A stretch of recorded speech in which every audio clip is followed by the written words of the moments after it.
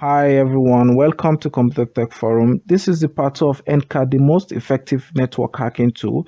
If you're just joining this video series for the first time, kindly go to the description box below where you find a link to the part 1 of this video where I discuss about basic network connection and multiple network connections. I also discuss about connection packet analysis and how to find meaningful information from packet capture using Wireshark. I also discuss about secure socket layer encryption using Netcat and Ncat. I also discuss about creating chat servers using Ncat and Netcat. But in today's video, I have a lot more advanced stuff installed for you. Today, firstly, we're going to be discussing port randomization. We're also going to be discussing port scanning and banner grabbing. And more interestingly, we're going to be discussing remote shells. Two basic kind of remote shell we're going to be discussing today are the bind shell and the reverse shell. We're also going to be discussing IP whitelisting and IP blacklisting. And lastly on our list, we're going to be discussing connection broker. Welcome back, folks. Now over to our first topic for today, which is port randomization. Now, what is port randomization and when do we use port randomization? Port randomization is a specific feature in Ncat which automatically selects random port for connection or listening. So when do we use port randomization? There are some instances when you are on a network, especially when you are an external pen tester and you can't afford to get noticed on the network. The best available option at your disposal will be to start Ncat in randomization mode. This instructs the Ncat to automatically scan through all the open ports on your target network and pick an unused open port for connection or listening. Another instances could be a situation where the user is actually lazy, just like me at times. I'll just say, oh, instead of trying to look for a particular open port which is unused, I'll just specify the Ncat and specify my R flag to choose the randomization option. So this automatically just selects a port for me. Now we're going to take a look at how we can perform port randomization in Netcat. As you can see on my screen right here, I have two machines. By my right, I have my window machine and I have command prompt open, and by my left I have my Kali operating system with terminal open. So what we're going to try to do first before we go into setting up our randomization port is first of all to confirm the IP address of the two PCs. So I'm going to start from the window operating system. I'll just simply type ipconfig. This display the list of IP address. You can see right here we have the IP address for the window machine and we have the default gateway. So right here on the Kali system, I'll just simply type sudo ifconfig. So make sure you include the sudo if you are using ifconfig, or you simply type IPA to display your IP address. So right here you can find the IP address on the inet flag here. We have 192.168.43.79 as our IP address for the Kali operating system. Now that we have enough information for our connection, so I'll just simply go to the Kali machine because I want to create a listener from the Kali machine using randomization option. So before I do that, I'll simply go to the manual page. So I'll just simply ncat-e-h. So this display the manual page, and you can find the randomization option right here. So we can randomize both local and remote port. So to randomize, I'll just simply type in the command sudo nc. So I will instruct the listener flag, the verbose, and the R for randomization. So this automatically selects a random port for connection. So you can see a random port right here, 44,157. You can see indication of any, meaning any IP address can connect to this network. So the next thing is to connect to this network using our second machine, which is the window machine.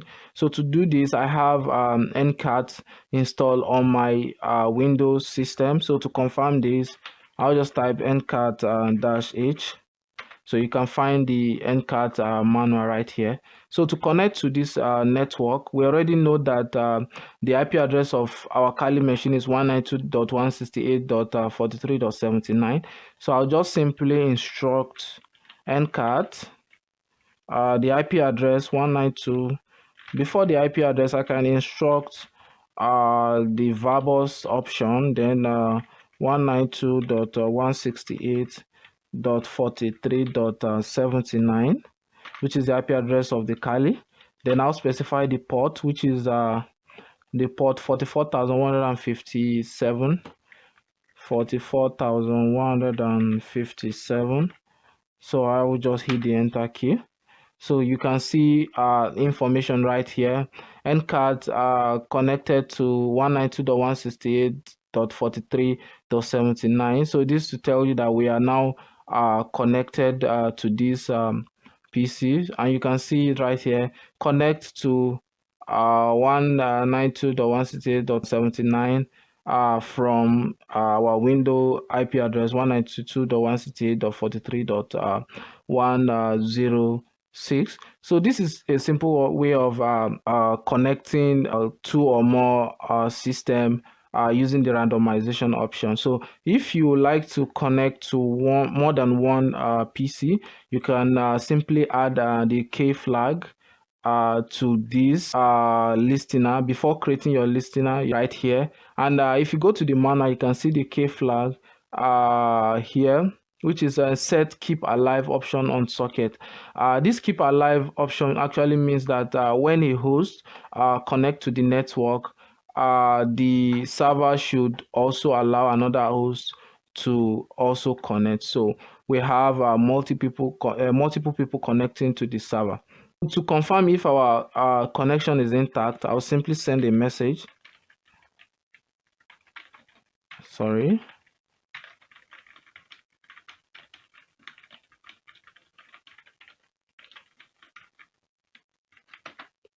So we sent a message, so you can see the message right here.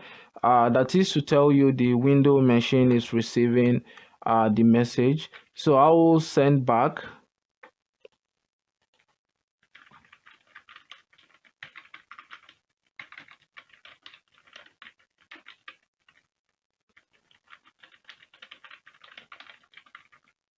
So I'll just send, okay. So we have the two machines connecting together through the randomized port 44,157. So over to our next topic, which is port scanning. But before we go into what port scanning is, we're going to look into what ports are. Ports are central point for flow of information from a program or internet to a device or another computer in a network. Ports can also be a point of exit in a network. So, port scanning is a method of determining which ports on a network are open and could be receiving or sending data. It is also a process of sending packets to specific ports on a host and analyzing responses to identify vulnerability on that host. Um, there are also some objective of port scanning. We have most common objective of port scanning are detecting organization IP address, detecting host and port to properly determine open and vulnerable servers location and diagnose security level within an organization. So earlier I said port scanning is a process of sending packets to specific ports on a host and analyzing responses to identify vulnerability on that host. So when these packets are being sent to a particular target, this target system responds back in form of three categories. We could have open. This actually means that the target system is reachable and there is an application running on that particular port the probe is being sent to. And we also have another category called the closed or not listening. This actually means that that particular port is reachable, but there is no application currently running on that particular port. And the third category could be filtered. This actually means that there are security instances blocking or dropping or filtering our probe to that particular target system. These security instances could be in form of a firewall or an antivirus. So no port scanning activities could take place without ever talking about the three-way handshake or without utilizing one of the essential in the three-way handshake.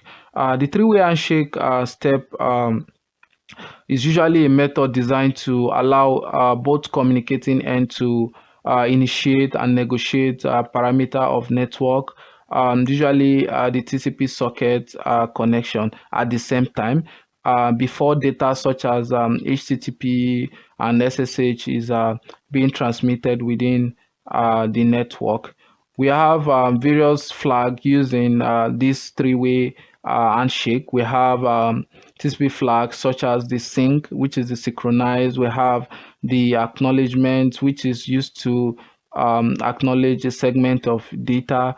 We have the fin, which is used to indicate finish and used to tell the system that the communication should end. We also have the push, used to tell the system it should send the data immediately. We also have the urgent. This tells the receiving system that data should be processed urgently, and we have the reset used to forcefully reset existing connection. So now, without wasting much of our time, we're going to see how we can perform a port scan using Netcat. If you can see my screen right here, we have two different machines right here on my screen. I have the window machine by my right, and I have the Kali machine by my left. One thing I like to do before performing a port scan is actually to verify my IP address. So I'll just go to the window machine and just type ipconfig. So this displays the list of IP address, and you can find your IP address right here. And on the Kali machine, I'll just type sudo ifconfig to display the IP address. So we have our IP address right here. Now we want to scan the port for both system. So we're going to start with the window machine. So right here on my Kali, I will simply specify the program I want to use to scan, which is Netcat. Then I'll specify the Z option for port scanning. Then I'll specify the N to restrict DNS resolution. Then I'll specify the V flag. The V flag is to print verbose, and I will specify the W flag, which is for wait time. And let's make the wait time 2 seconds. So I'm going to be using 2 seconds for wait time. And I will specify the IP address. We are starting with the window machine, so I'll specify the window IP address, which is 192.168.43.106. Then I'll specify port range. So let's say from port 1 to 3000. So we want to scan the range from 1 to 3000. So I'll just click on the enter key. Okay, good. So we have this as our list of open ports on our window machine. So let's try to replicate this on our Kali machine. So all I need to do is just to specify the Kali IP address right here, 79, and scan. Okay, good. We have just the port 80 open on our Kali, so which is very nice. So this is a simple way of how we can perform a port scan. So to buttress this point, I would like to perform a port scan on a Metasploitable server. Remember, this is a vulnerable server, so you can download this from I think you can get it from SourceForge and other websites. So what you need to do is just to extract it and load it into your virtual machine. And the password is MSF admin, and the username is also MSF admin. So I've actually logged in. So what I want to do right now is to just check for the IP address. So I'll just use ifconfig. So this display the IP address of this Metasploitable machine. You can see it right here. I have my IP address as 192.168.43.125. So what I'm going to do right now is copy this IP address right here and paste this on my browser on my Kali machine. So I'll just open my browser. Okay. Okay, good. So we have this to be our IP address, and you can see the graphical interface of the Metasploitable 2 machine right here. So what I'm going to do right now is we're going to be performing a scan on this particular server using the knowledge of what we did when we scanned for both the Kali and the window machine. So I'm just going to head back to my terminal. So now we're going to specify the IP address of the Metasploitable 2, which is just changes to 125, and we can hit the enter key. So you can see this is a very vulnerable server. You can see a lot of ports open. We have port 21, the FTP open, we have the SSH open, we have 23 open, telnet, we have SMTP and other various ports open on this network. So this is a simple way of how to perform port scanning on servers and on different host systems. Banner grabbing is a technique used to gain information about a computer system on a network and the services running on its port. So you can use banner grabbing to obtain specific version number of services to aid in reconnaissance and exploitation. So in this lab, we're going to demonstrate on how to perform banner grabbing on both remote system and on Metasploitable 2 service. So we're going to be dictating services running on these devices or these servers. Okay, folks, now that we all know how to perform port scanning, next thing we're going to be looking at is how to perform banner grabbing. And we're going to be performing banner grabbing both on our Linux system right here on our Metasploitable 2 server. On the Linux system, we're going to be performing banner grabbing on port 80, which is the Apache 2 HTTP server. So first of all, we're going to check the status of this server before performing the banner grabbing. So I'll just simply type sudo service apache 2 status. So I hit the enter key, and we have our Apache 2 as inactive, which is dead.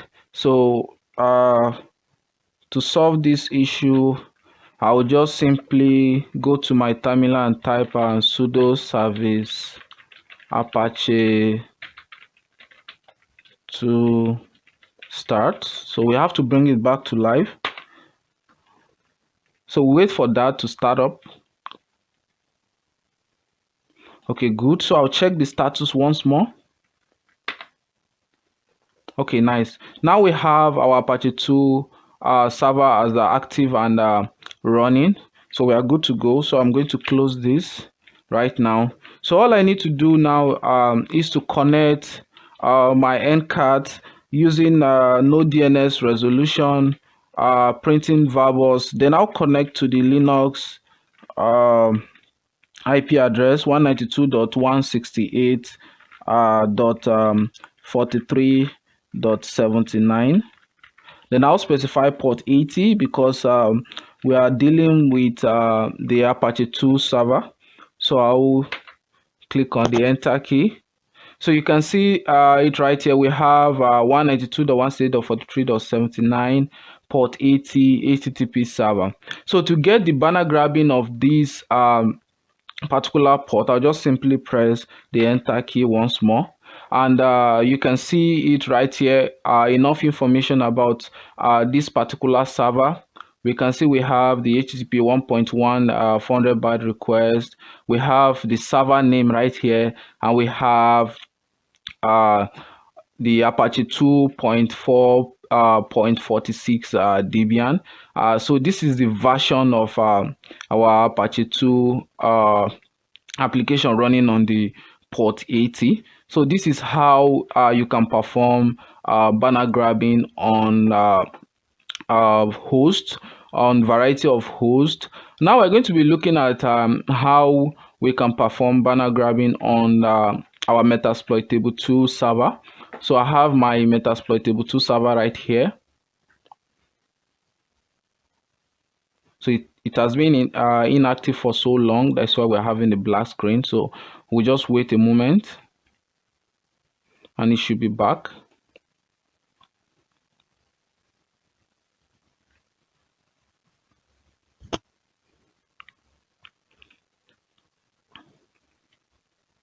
Okay, good. So all I need to do is to log in. Our password, our login is MSF admin. Our password is MSF admin also. So we are in. So for once more, I will just ifconfig to be sure of the IP address. Okay, good. We still have our IP address as 192.168.43.125. So I'll head back to my Kali machine. Then I'll connect to this particular IP address, which is 43.125. Then we're going to specify what port we want to perform banner grabbing on. So let's try port 80. So our port 80 is open. You can see it here, right here. Then if I click the enter key once more, do we have information about the port? Okay, we don't. Okay, let's try another port. Another common port is the port 22. So I will just hit the changes to 22. Okay, good. So we have our information about this particular port 22. So this is the banner grabbing information about this port. We have SSH 2.0, OpenSSH 4.7, P1, Debian 8, Ubuntu 1. So this is how you can perform banner grabbing on different applications running on a particular network. So another port scanning feature we're going to be talking about is the port sweep. This involves imputing multiple hosts to Ncat to scan for specific port ranges. We're going to be practicalizing that right away. So I'm just going to clean this. Okay, so I have a script right here which we're going to be using for the port sweep. So this is a bash script. You can see the bin bash. We can also see the for loop option IP. You can see the cat this. So we are having a position variable right here, which is the one. This position variable is going to be housing our IP address, our list of IP address, and we have another position variable right here. This one is going to be housing TCP scan, or we want to do a UDP scan, and we have our uh, normal command line right here, which is the Netcat. We have the port scanning, we have the no DNS resolution, we have the verbose, we have the wait time, which is 1 second, and we have the IP address that is to connect to, and we have the third to be our port range. So the same thing if we are connecting to a UDP port right here. So to do this, I'm just going to copy this code right here. And I'm going to open a notepad or any text editor on my Kali. So I'm going to use mousepad. Okay, spelled that wrong. I'm going to open a mousepad. So I'm going to paste that here, and I'm going to save it. So let's give it a name. Let's give it port sweep.sh because it's a bash script. So I'm going to save it. So we have it saved. So I'm going to close this. So I'll just ls to confirm. Okay, we have our file right here. So what I'm going to do now is I'm going to view the privilege. So I'm going to use the ls pause. So we have the privilege of each file right here, and if you scroll to our port sweep, you can see it. We have readable, we have writable, we don't have the file to be executable. So what I'm going to do is we're going to include the executable to this file. So I'm just going to say change mode. I'm going to add plus x, then the name of the file, which is port sweep.sh. Then I'll hit the enter key. So let's do that again to confirm if our file is now executable. Okay, port sweep, you can see it in greenish color, and you can see it right now. We have executable for each user of the file. So what we're going to do right now is I have another file on this directory called IP list. So I'm just going to cat iplist.txt. So we have this file to contain the list of my hosts. So these are all the hosts I want to perform port sweeping on.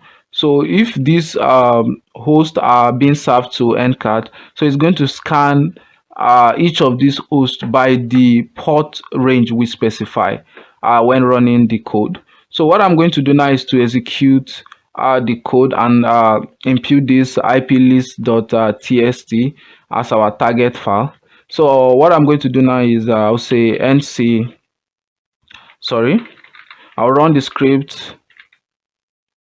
So I'll call it port sweep.sh. Then the next thing we're going to be adding is our IP, which is the name of the file containing our IP is iplist.txt. Okay, so we're going to be, remember when I was describing the code, I said the second position variable is housing TCP scan or a UDP scan. So we're going to include what kind of scan we want to do. So I'm going to include it to be TCP. Let's use TCP. Then I'll include the port range, let's say from 1 to just 1000. So you could specify any port range. So I'll just run this. Okay, we have our code running already. Okay, good. So Ncat have successfully scanned all the 3 hosts we supplied to this script. The 192.168.43.106, you can see it up to this place. So we have the port 912 open, 902, 445, 443, 139, 135 open on this particular host, and on the metasploitable host right here we have all these ports open. Sorry, I beg your pardon.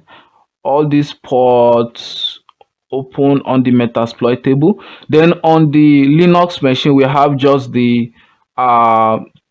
have just the port 80 open on the Linux machine. So this is basically how you can perform a port sweep on any device or any server. Next topic, which is the remote shell. The remote shell can also be abbreviated as the RSH. It is a command line computer program that can execute shell commands as another user and on another computer across a computer network. The remote shell was introduced in BSD Unix in the year 1980. At that time, it was an important tool, but it suffered from a lot of setback, such as security was poor and the usability wasn't that great. And it has since been superseded by the SSH. Two type of shell we're going to be discussing in this video is the bind shell and the reverse shell. In the bind shell, it is a type of shell in which the target machine open up communication port or a listener on the victim machine and wait for incoming connection. While on the reverse shell, it is a kind of virtual shell that is initiated from a victim computer to connect with the attacker computer. Once the connection is established, it allows the attacker to send a command to execute on the victim computer and to get result back. And we have discussed earlier in this video that the reverse shell is much more secure than the bind shell because the listener is being created on the attacker machine rather than the victim machine. So it makes it more secure both for the attacker and the target system. Here I have a diagram to illustrate the simple operation of the bind shell and the reverse shell. And on my screen right here, you can see we have both the attacker machine and we have the target machine right here. And you can see an arrow pointing towards the target server. That is to say, our listener is right here on the target server when it comes to bind shell, and our attacker machine is trying to connect to the target server using probably Ncat or any kind of remote shell application. Also, we are on the reverse shell, we have the arrow facing towards the attacker machine. That is to say, our listener is right here on the attacker machine, and this target server is trying to connect back to the attacker machine. That is why most of the time the reverse shell is also referred to as connect back shell. So once this connection has been successfully established, this allowed the attacker machine to execute command or remote shell on this target server, both on the bind shell and the reverse shell. Now we're going to see practically how the remote shell works. And as usual, by my right, you can see I have my window machine, and by my left, I have my Linux machine. And our window machine is going to be serving as our target machine, and the Linux machine is going to be serving as our attacker machine. And in the bind shell, we have the listener on the target system, while the attacker system try to connect to the target system in order to gain bind remote shell. So now I'm going to head straight to my window machine and create a listener. So I'll use the Ncat because I have Ncat installed. I'll specify no DNS resolution. I'll specify V for variables, L for listener, P for port 222.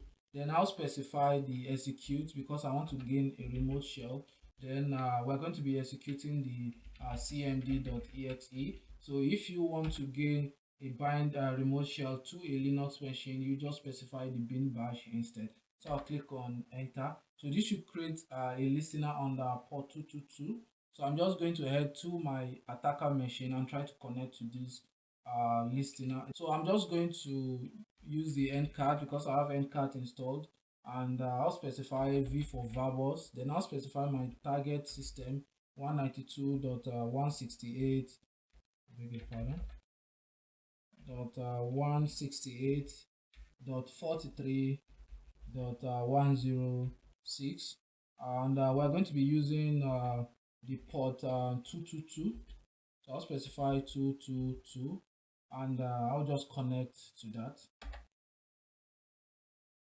Okay, good. Now we have a bind remote shell. As you can see, we are in the Windows shell, so we can execute any window related command. So I can just dir right now. Oh, nice. Now we can exfiltrate data, we can make directory, we can copy data, we can open application from our window machine. Let's say I want to open a notepad. I'll just simply say notepad, and this open up a notepad on the window machine. And let's say we want to make a file. Let's make a file. Let's say echo you have been hacked. Okay, so let's put this into a file named hacked now dot dot txt, because I have a file called hacked on the window machine. I'll just enter this. Okay, good. And if I dir now, we have a file called hacked now. You can see it right here. So I can now simply just go to my window machine. I can navigate to the uh, directory, the computer tech forum directory on my user. So I'll just go to user and enter the computer tech forum, and we can see a file called hacked now. So I'll just open this,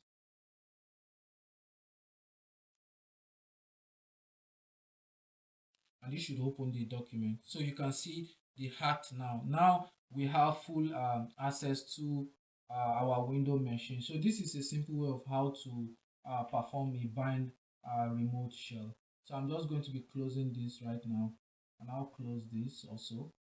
So now I can exit from this. Let's exit. Sorry about that.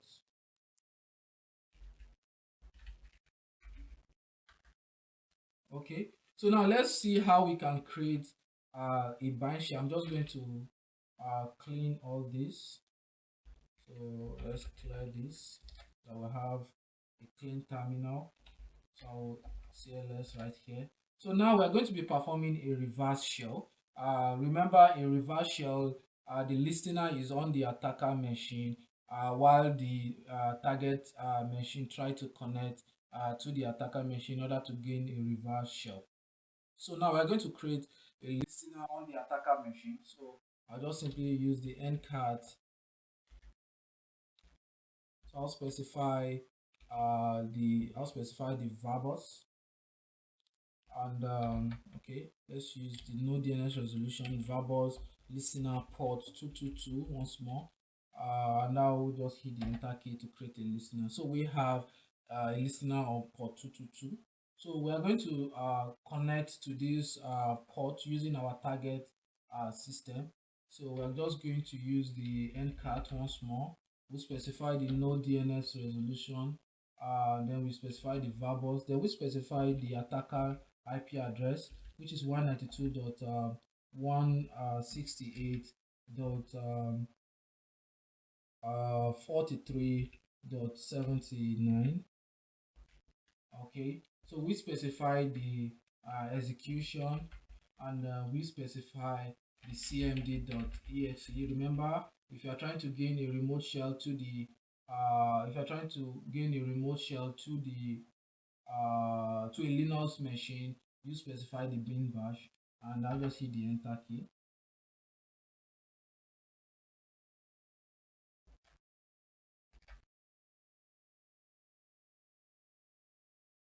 Okay, let's see. Okay, we have an issue. We didn't specify the port, So I'll just head back and specify the port to be port 222, and I'll click the enter key. Good. So now we have another reverse remote shell. So now you can see previously we created the listener and the target system and connected using the attacker machine. But this time around, in the reverse shell, we created a listener on the attacker machine and connected using the target machine. So once again, we can execute a command, we can open up document, we can exfiltrate data. So what I'm going to try to do now is to open the document we just created on the target system. So I'm going to close this right away. So I'll just use the notepad. I'll first of all dir to see the name of document once more. So we have the name of document to be hacked now.txt. So I'm just going to use the notepad to open that up. Remember, this file is on the Windows machine, not on the Linux machine. So I'll use the hacked now.txt. So that should open up the document. So as you can see right here, we have the document open up on the Windows machine, and practically this Windows machine has been hacked.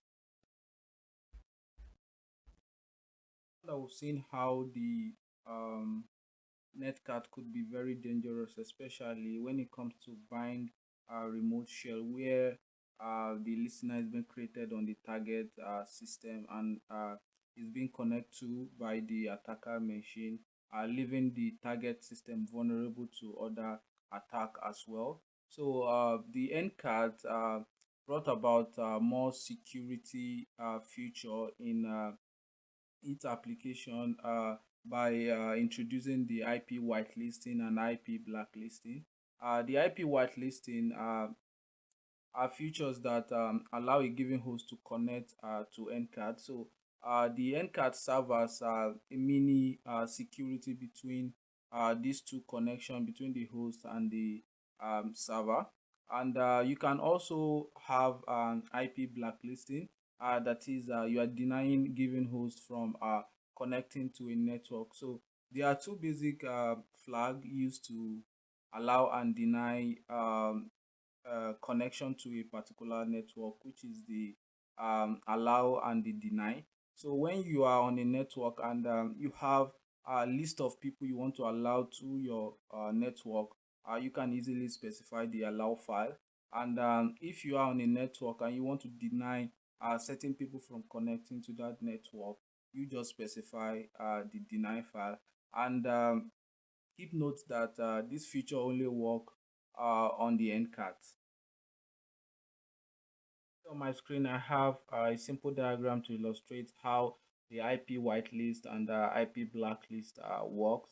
And if I head to the left hand side here, and I'll just zoom in into this so that we can see this better.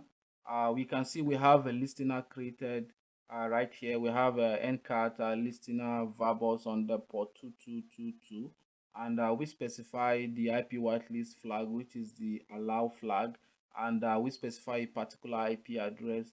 But in the case whereby you're having multiple hosts, you want to allow into a particular network, you just uh, get this file into a text file and supply the name of the file to the Ncat along with the allow file flag. So this is a simple way of creating uh, an IP whitelist, and you can see right here, this is our listener machine, or you can also call it a chat server. And we have multiple clients right here trying to connect to our listener. And you can see right here we have a document called the IP whitelist. And what Ncat does is once you are trying to connect to the listener and you are not in this IP whitelist file, you get denied to the network. And but if your IP address can be found on this IP whitelist file, you get allowed to the network. So that is how the IP whitelist works. And now if we head to the IP blacklist, which is just quite the opposite of the IP whitelist. You can see we also have our listener created on the same port, and we have the deny flag telling us to deny a particular IP address. We have the host IP address right here. So in the case whereby you're having multiple hosts you want to deny from your network, you just simply specify the deny flag, deny file flag, and specify the name of the file containing the IP addresses you want to deny from connecting to the network. And if you check right here, we have this to be our listener PC, and we have multiple hosts trying to connect to this particular listener right here. And we also have the IP blacklist here.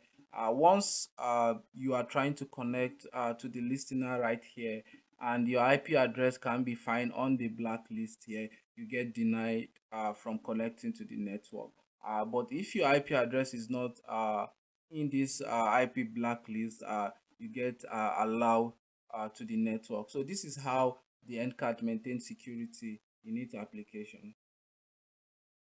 Now we're going to see how the IP whitelist and the IP blacklist can be done on the Ncat.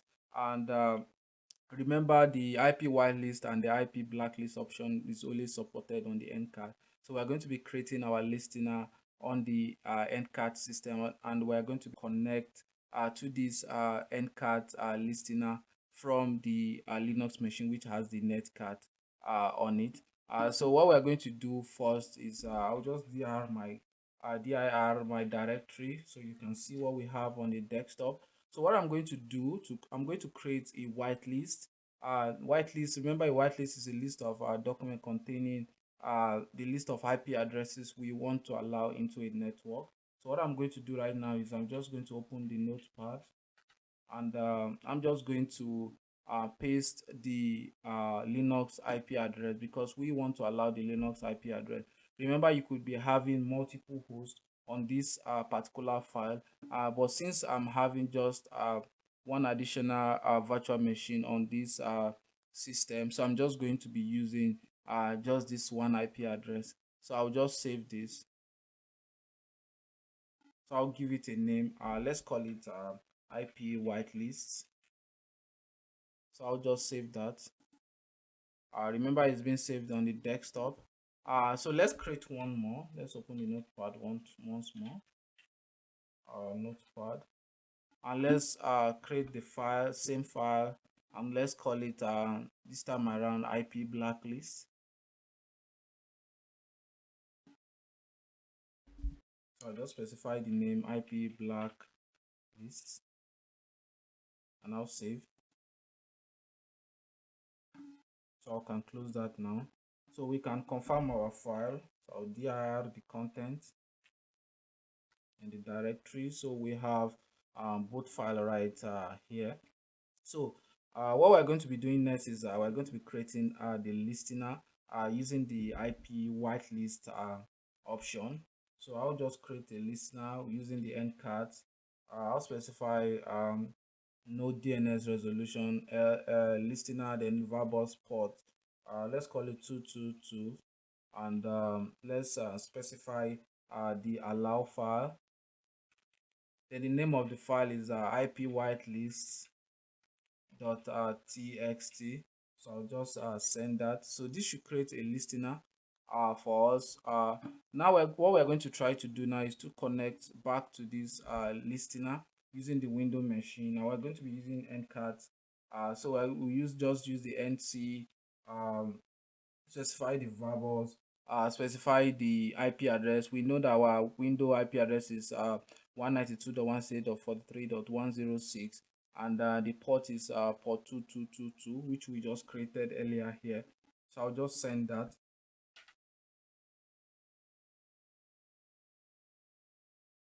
Okay, so if you see right here, we have Ncat connection from 192.168.43.79.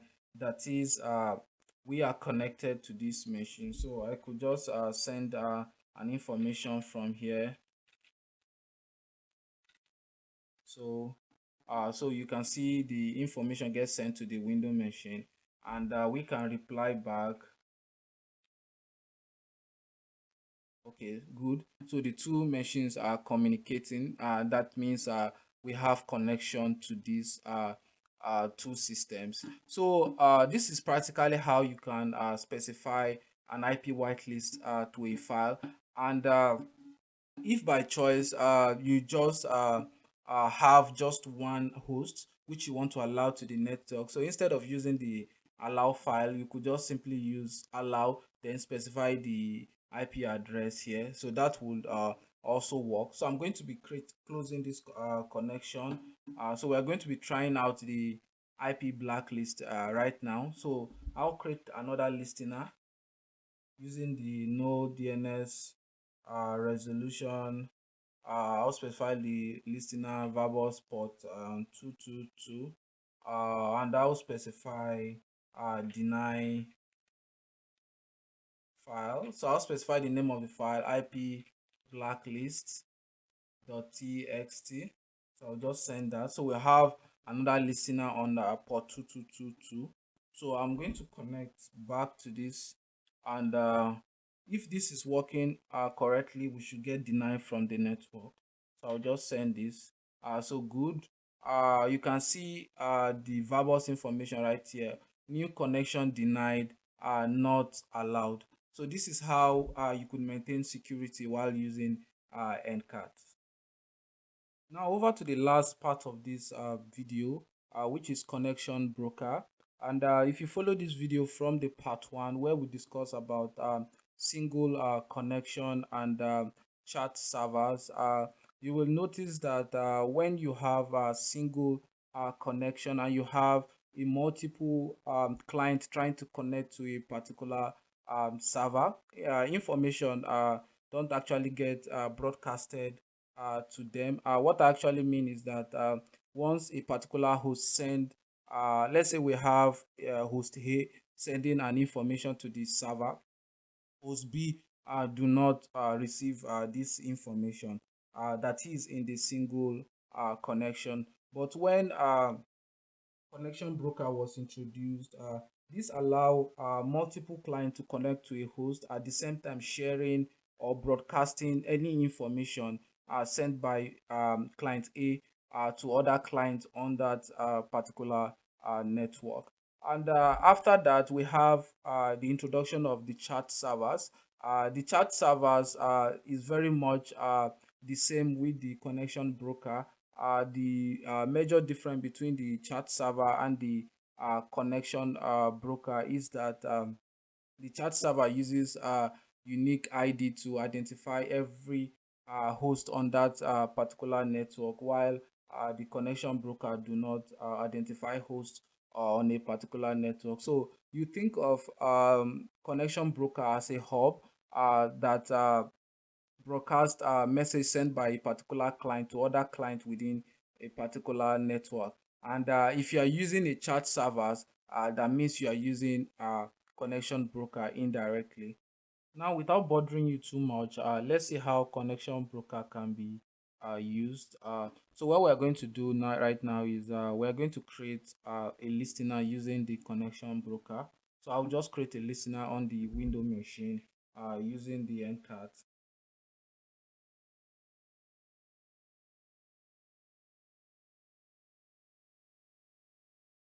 Then I'll specify the broker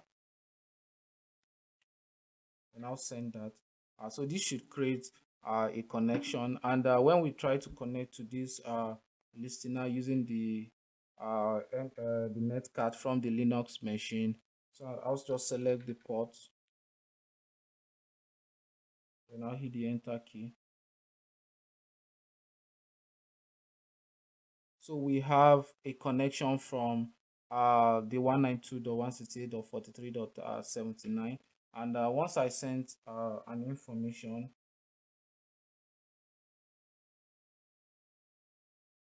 the host don't actually get the message, but when you send an information from the host, let's say hello, I am host, so you get the information sent to the client machine, because now this is the client and this is the host, because we created the listener from this particular machine. So now you can see that this information is not having a unique ID. So you don't actually know who is sending this particular information. If this message is meant for let's say client number one, or is meant for client number two. So this could be the disadvantage of the connection broker. So if I close this connection now,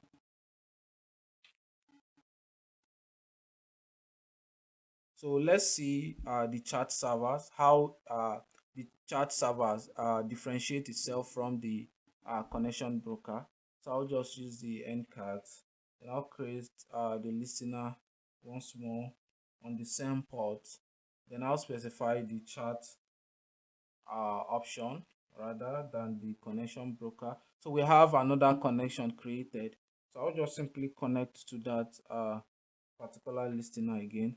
So now we have a connection. So you can see what we call a file descriptor. So this is the unique IDs for each host that connect to a particular network. So we have every host having a unique ID, and you can see there's an announcement once any incoming once another host join the network. We have an announcement saying that so IP address has joined the network, and we have so IP address on the network. So you can see that the IP address that just joined the network now is giving a file descriptor of user 372. And once if I send a message from this client, the server won't receive the message. But once the server send a message, the server should be having a file descriptor. Okay, good. So we have user 0 as the file descriptor for the host of that particular network. So this is the difference between the connection broker and the chat servers. Okay guys, that will be all for this video. If you like this video, or you've learned one or two things from this video, please make sure you subscribe, and don't forget to click on the notification button below. And I have a lot of awesome stuff coming up next, so make sure you subscribe. And if you have any question related to what we have done in this video, or regarding Netcat or Ncat in general, feel free to drop it in the comment box below. Thank you.